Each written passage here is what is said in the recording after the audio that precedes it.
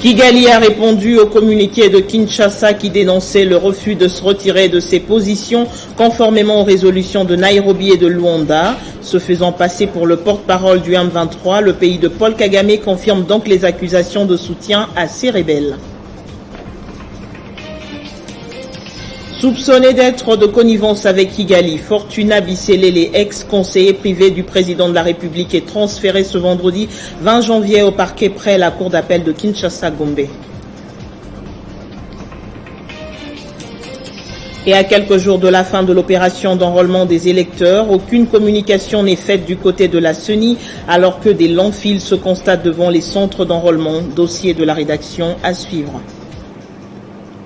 Le journal sur Télé 50, bienvenue à tous. Le Rwanda s'est fait de plus en plus le porte-parole des rebelles du M23, ce qui confirme les accusations de soutien militaire et financier à ces mouvements à la base de l'instabilité dans la province du Nord Kivu. Kigali a répondu au communiqué de Kinshasa qui dénonçait justement le refus de se retirer de ses positions conformément aux résolutions de Nairobi et de Luanda. C'est désormais une guerre de communiqués interposée entre Kinshasa et Kigali qui s'accusent mutuellement de ne pas respecter les processus de paix de Nairobi et de Luanda. C'est Kinshasa qui est le premier à accuser le 17 janvier, par le biais de son ministre des Affaires étrangères, le Rwanda, de violer le droit international en maintenant son soutien aux rebelles du M23. 2 jours plus tard, c'est le Rwanda qui rétorque par un autre communiqué émis par le bureau du porte-parole du gouvernement. Kigali a gardé son argumentaire, les FDLR et le chantage sur le supposé réfugié congolais au Rwanda. Kigali a même imputé le départ de la force régionale voulu pourtant par la société civile au gouvernement congolais. La rhétorique n'a malheureusement pas une nouvelle fois abordé le vrai problème qui a fait l'objet de tous les processus de paix, à savoir le cessez-le-feu et le retrait des M23 des zones occupées en RDC. Pour le porte-parole de Félix Tshisekedi, Tina Salama, le Rwanda devrait se concentrer sur ses affaires intérieures plutôt que de se montrer encore un soutien des terroristes et manquer de sommeil quand la RDC et la communauté internationale dénoncent son soutien militaire aux rebelles du M23. Sur le terrain ce vendredi, des affrontements ont été signalés entre l'armée congolaise et le rebelle du M23, à la limite entre le territoire de Massissi et Rutshuru. Le M23 est accusé de renforcer ses positions sur l'axe Tongo-Rindi après son retrait de la cité de Nyamilima. Fortuna Bisselele, ex-conseiller privé du chef de l'État, Félix Tshisekedi, a été transféré ce vendredi 20 janvier 2023 au parquet près la cour d'appel de Kinshasa-Gombe, entendu par l'Agence nationale de renseignement pour des faits d'une extrême gravité. Il est soupçonné de collusion avec des puissances obscures et d'espionnage. Des fautes graves qui pourraient rendre quasi inévitable sa culpabilité pour notamment aux trahisons et infiltrations. C'est ainsi que l'Agence nationale de renseignement a décidé de le transférer au parquet pour ouverture d'une procédure judiciaire. Et pendant ce temps, le président de la République, Félix Tshisekedi, en marge du Forum mondial économique de Davos, a reçu les ministres représentant les 3 pays détenant des importants bassins forestiers tropicaux au monde, notamment la RDC, le Brésil et l'Indonésie. Une réunion qui intervient quelques jours après le lancement d'un partenariat sous la préservation des forêts et qui avait pour objectif d'étudier des mécanismes pour faire pression aux pays riches pollueurs afin de financer la conservation des dites forêts. Gestion des forêts tropicales humides, le président de la République, Félix-Antoine Tshisekedi Tshilombo, s'est dit satisfait du partenariat stratégique entre l'Indonésie, le Brésil et son pays, la République démocratique du Congo. Le chef de l'État l'a dit lors d'une séance de travail avec les ministres représentant les 3 pays détenant des importants bassins forestiers tropicaux au monde. Au menu de la rencontre, le partenariat stratégique et historique signé le 14 novembre 2022. Son Excellence, le président de la République démocratique du Congo, Félix-Antoine Tshisekedi, a reçu en audience 3 ministres représentants de la République démocratique du Congo par moi-même et aussi la ministre de l'Environnement du Brésil, Madame Marina da Silva, et le ministre Luhut de l'Indonésie.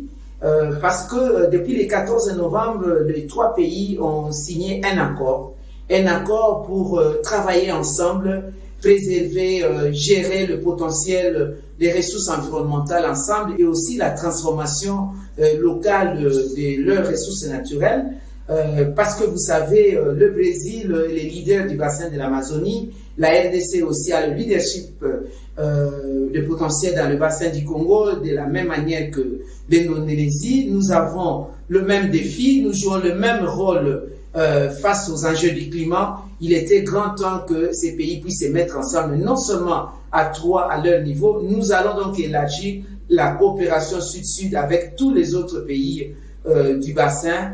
Rappelons que ces 3 pays représentent 52% de la forêt tropicale du monde.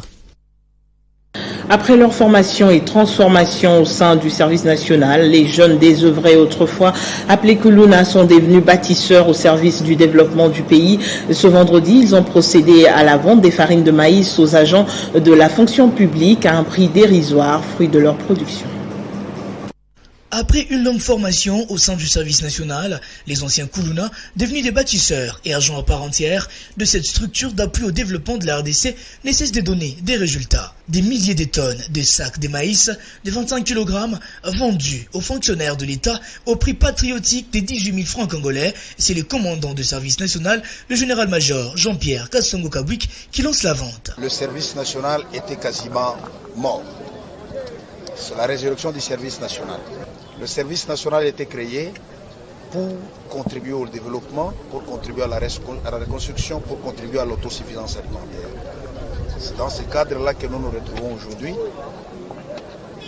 devant ces bâtiments de la fonction publique pour mettre à la disposition de nos frères et sœurs de la fonction publique une partie de la production du service national. Moi, je pourrais appeler un peu ça une mise à disposition test. Les bénéficiaires des différents services de la fonction publique sont dans la joie et approuvent les prouesses des animateurs du service national en saluant l'abnégation du commandant de service national, Jean-Pierre Kassongo Kabwik. Ce jour, nous venons de bénéficier au prix nationaliste des sacs de semoule de maïs blancs et jaunes, produits localement, un produit bio et à un prix hors concurrence. Le service national attend la moisson de la saison culturelle 2022-2023 dans différents sites, dont KCC, Kananga, Bujumaï et Congo central, dans les cadres de l'indépendance alimentaire prônée par le président de la République, Félix Tshisekedi. Sauf changement de dernière minute, c'est le mardi 24 janvier prochain que l'opération d'enrôlement des électeurs lancée dans la première ère opérationnelle va se clôturer. À 4 jours de la fin, aucune communication n'est faite du côté de la CENI alors que des longs fils se constatent devant les centres d'enrôlement.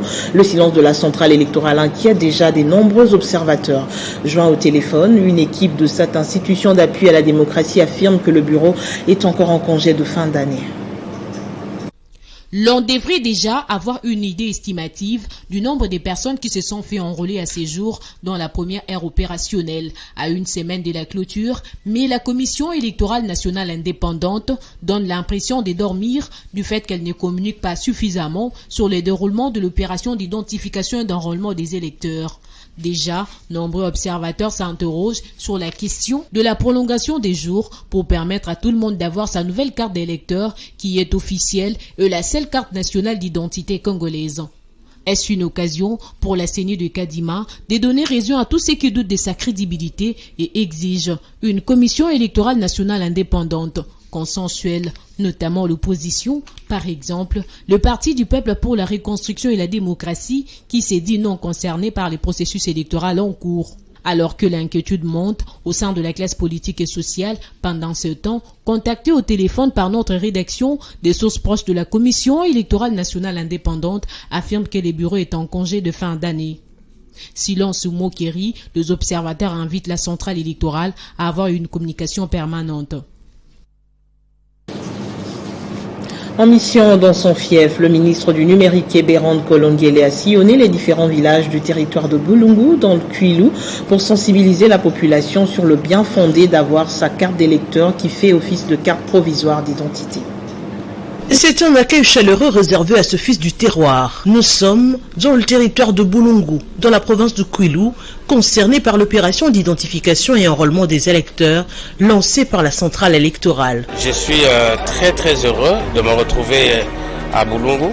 Quand je vois mes frères, mes sœurs venir m'accueillir et me donner cette chaleur humaine. Je suis très heureux. Accompagné de son épouse, Ebérande Kolungele prêche par l'exemple. Il va s'enrôler, un acte qui a une grande signification, surtout que ça concerne son secteur, le numérique. Après avoir accompli son devoir civique, place à la sensibilisation. Tour à tour, il parcourt les villages de Kintwala, Mayoko, Mampai, Mitimiti, Lukoki, Hambourg à Paris et Fumunjoko. Le message essentiel reste l'appel à un enrôlement massif, suivi du bien fondé du projet de développement à la base de 145 territoires.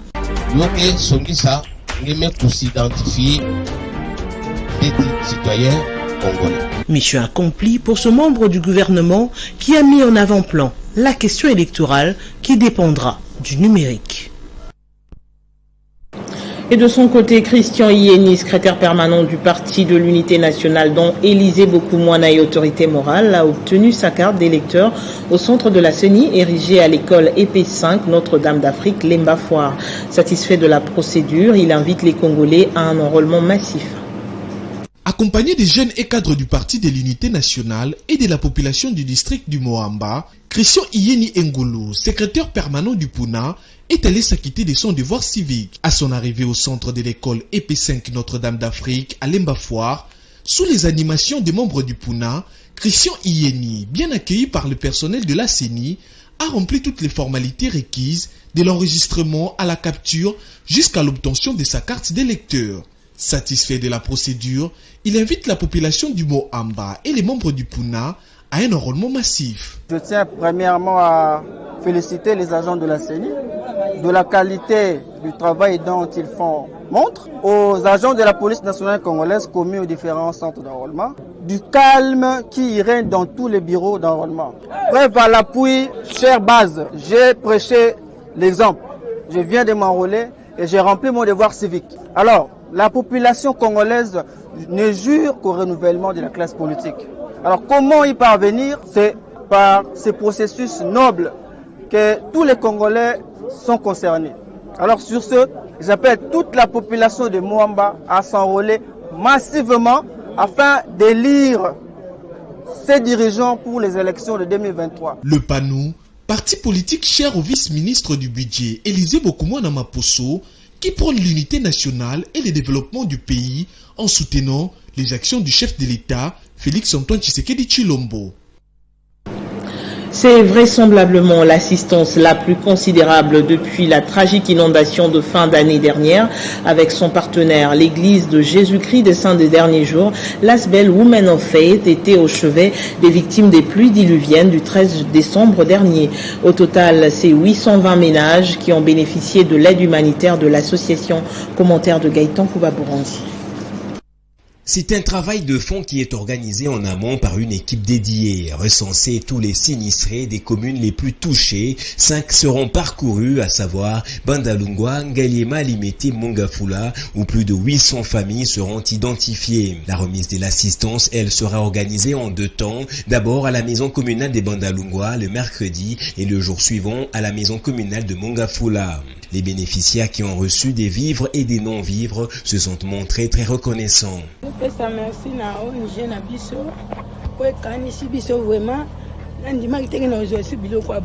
Pour Women of Faith et son partenaire financier, l'Église de Jésus-Christ des Saints des Derniers Jours, il était plus qu'impérieux de répondre à ce cri d'alarme. C'était pour l'Église un plaisir de dire oui à cet appel au cri d'alarme de ceux qui ont été sinistrés. Mais gens épris de bonne foi savent que sur cette terre, nous sommes venus servir Dieu et servir notre prochain. Premièrement, nous avons commencé par la formation des enquêteurs. Nous sommes descendus sur terrain pour l'identification en deuxième position. Et en troisième position, c'était la remise des jetons. En quatrième position, c'est la distribution. L'ASBL Women of Faith est une association des femmes issues des différentes confessions religieuses évoluant dans le secteur humanitaire. Elle a été présente l'année passée auprès des déplacés de Kanyarushina. Le processus de rajeunissement du personnel de la dette publique se poursuit sans désemparé. Après le test, les candidats retenus participent à plusieurs modules de formation avant le début du travail. Ils ont reçu la visite du directeur général de la DGDP, Laurent Batoumona, accompagné de Lionel C, les représentants du ministre des Finances, Nicolas Kazadi, pour s'imprégner des conditions de cette formation. Les candidats retenus dans le cadre du processus de recrutement à la Direction générale de la dette publique ont acquis avant leur entrée en fonction une formation afin de leur permettre de s'appréhender le fonctionnement et l'organisation des différents services ainsi que le rôle de la DGDP. C'est justement le sens qu'il faut donner à la visite du directeur général de la DGDP, Laurent Batoumona, accompagné de Lionel Ncélé, conseiller administratif du ministre des Finances Nicolas Kazadi. Tour à tour, les deux personnalités ont visité les 4 modules de formation, notamment le module juridique, l'administration et ressources humaines des institutions multimodales, ainsi que le module de la dette extérieure et intérieure. L'ambiance est bonne. Les jeunes gens sont motivés de pouvoir intégrer la famille des finances publiques.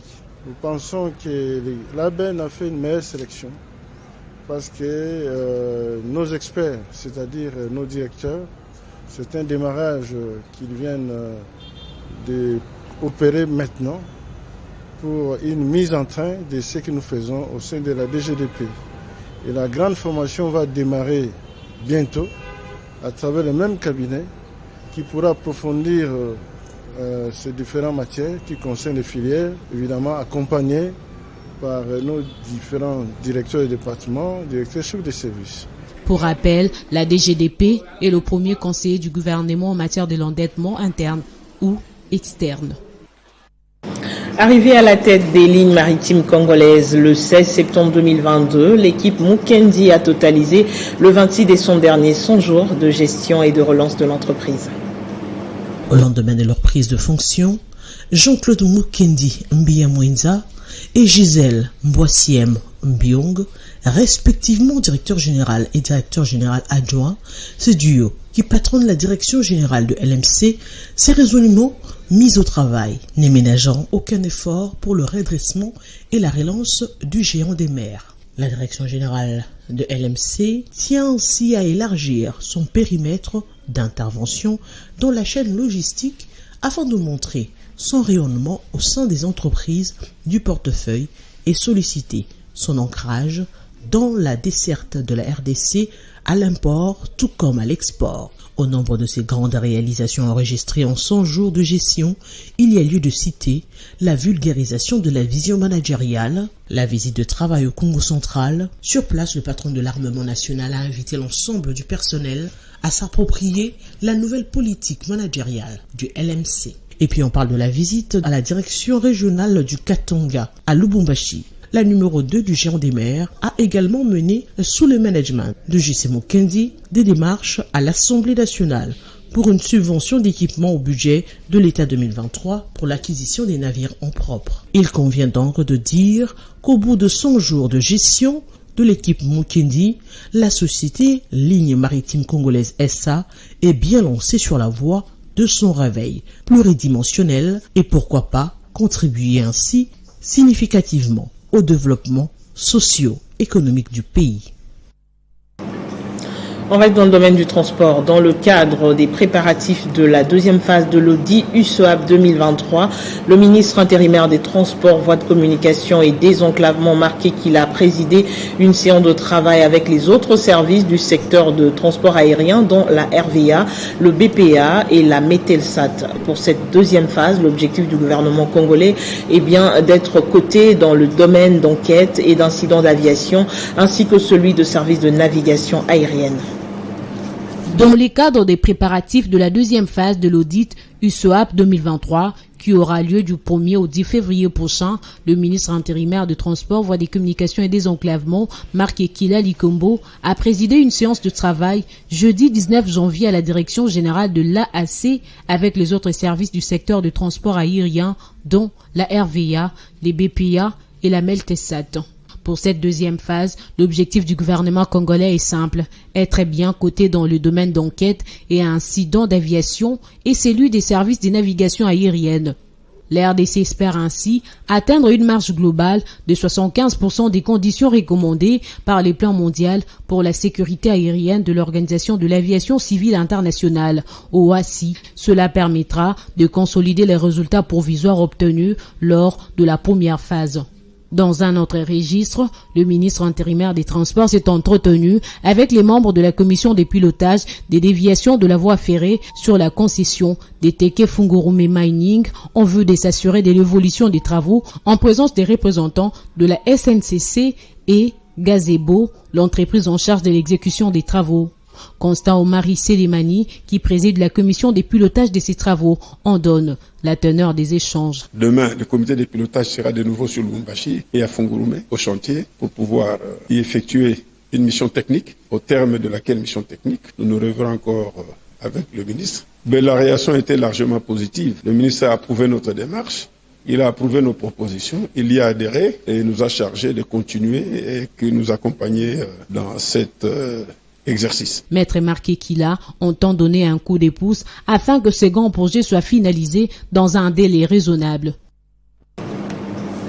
Le professeur Stanislas Baleke, secrétaire général de l'AFDC en charge de l'entrepreneuriat et de l'émergence de la classe moyenne, a effectué une descente au Sud Kivu, spécialement dans le territoire d'Uvira, avec comme objectif inaugurer le marché de lait de Bouéguera et procéder à l'ouverture du bureau de l'AFDC à Ndolera, ainsi qu'inviter la population à un enrôlement massif.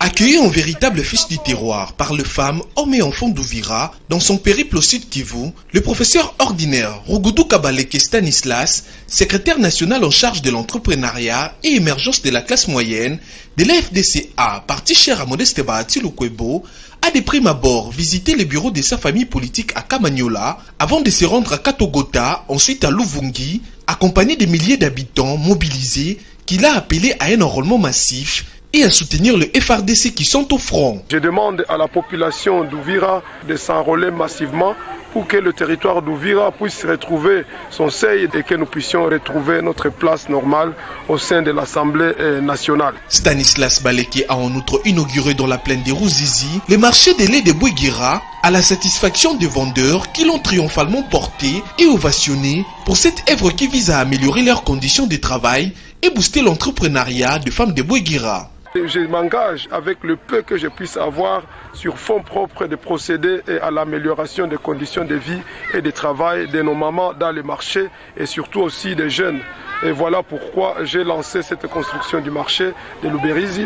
Mais aussi, il y a le pont que je vais lancer dans bientôt après évaluation par des ingénieurs assermentés. En guise de reconnaissance pour ses œuvres humanitaires, ils lui ont remis des cadeaux et ont décidé de payer son transport retour de Luvungi à Bukavu. Et en religion, à l'ECC en particulier, l'église sanicienne du Saint-Esprit n'existe plus sous sa forme initiale comme à l'époque de la colonisation. Des fractions ont vu le jour et le député provincial du Kwilu, Claude Passy, en appelle à l'unité de tous les fidèles. On l'écoute. Aujourd'hui, nous demandons à l'SNM, comme à l'EC, de se mettre ensemble, d'enterrer les haches de guerre, de faire preuve d'une maturité spirituelle afin que les deux parties redeviennent ensemble et acceptent de prendre tous ceux qui étaient dans l'SNM, entre guillemets, prétendue église sans document légal, et nous invitons les fidèles qui étaient de ce côté-là de regagner le camp de la raison pour qu'ensemble l'on puisse travailler pour l'intérêt de cette église qui pour nous est une église sœur de l'église kimbanguiste. Je vais terminer mon propos en disant merci à tout celui qui est intervenu d'une manière ou d'une autre en prenant des conseils aux responsables de ces deux églises qui aujourd'hui, ce n'est plus un secret pour personne, les responsables de ces deux églises sont déjà ensemble. Ils parlent déjà le même langage et je pense qu'il y a une tournée en vue pour aller passer les messages aux différentes églises, surtout au siège de l'église, pour qu'on puisse chercher comment les reconstruire. Échanger les vœux de nouvel an, transmettre le message d'encouragement du président de la République, c'est le bien fondé du rassemblement que la gouverneure du Lualaba, Fifi Masuka, a organisé avec les femmes des militaires et policiers au stade de Manika de Kolwezi. La communion de Marie-Thérèse Masuka Saini avec les femmes des militaires et policiers pour débuter en beauté l'année 2023. C'est ce qu'on a pu voir au stade Manika jeudi 19 janvier 2023. Une manière pour la gouverneure du Lualaba d'honorer ces femmes dont les maris se battent nuit et jour pour sécuriser les Congolais, leurs biens et défendre l'intégrité du territoire national. Cela en répondant à l'appel de solidarité nationale du président Tshisekedi pour le soutien moral et matériel aux hommes en uniforme en cette période d'agression dont la RDC est victime. La présidente d'honneur des épouses militaires, la présidente du comité des veuves des militaires et la représentante des épouses des policiers l'ont tour à tour remerciée pour son sens élevé d'humanisme, car ce geste est un signe incontesté de son attachement envers les hommes et les femmes qui ont sacrifié leur vie pour la nation. Elles ont également soumis à l'autorité provinciale quelques doléances liées notamment aux logements sociaux et aux infrastructures éducationnelles pour leurs enfants. Nous, épouses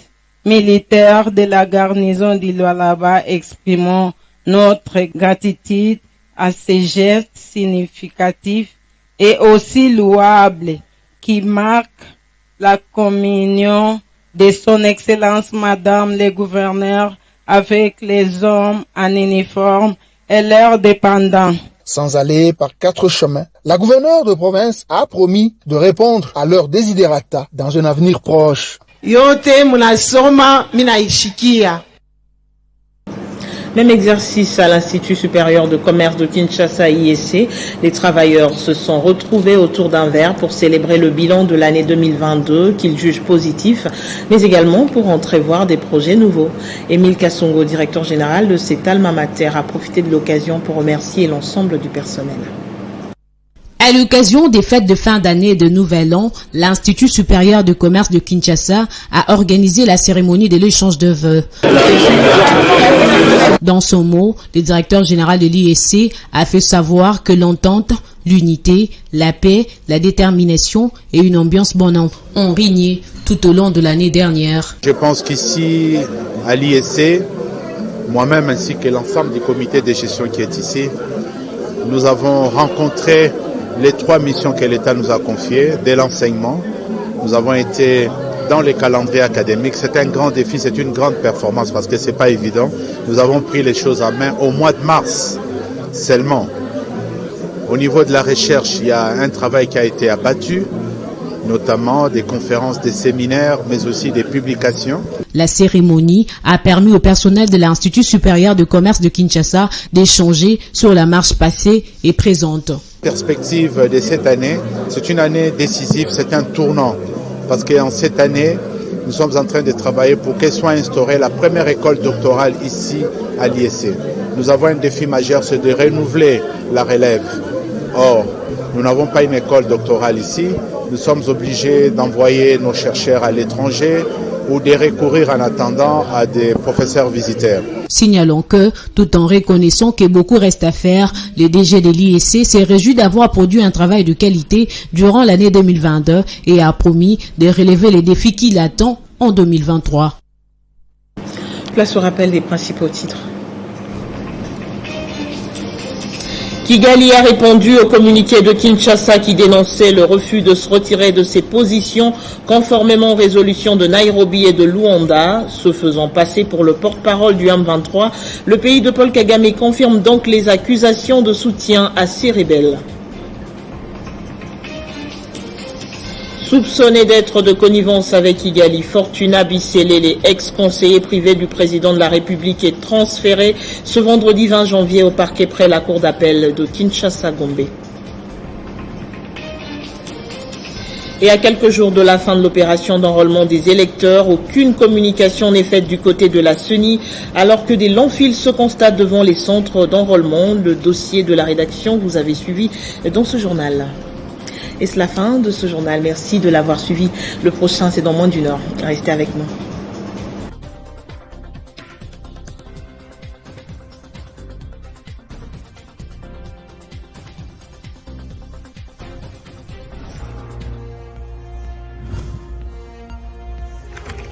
l'actualité reste en continu.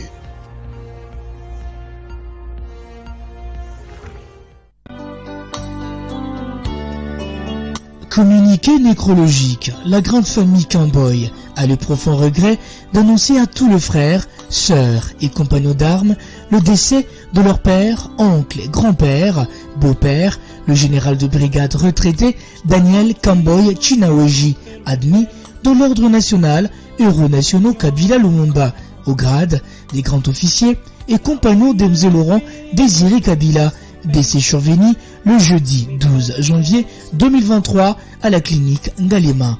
Le deuil se tient à son domicile 6-18 avenue Plateau, quartier Joli Parc, commune Ngalema, référence corps de transmission TTR, arrêt Bailon. Le programme des obsèques sera communiqué ultérieurement. Fait à Kinshasa le 20 janvier 2022 pour la famille Mukomena Ndonga Crispin. Mais pas avec ce corps. Il y a une louange qui ne s'éteint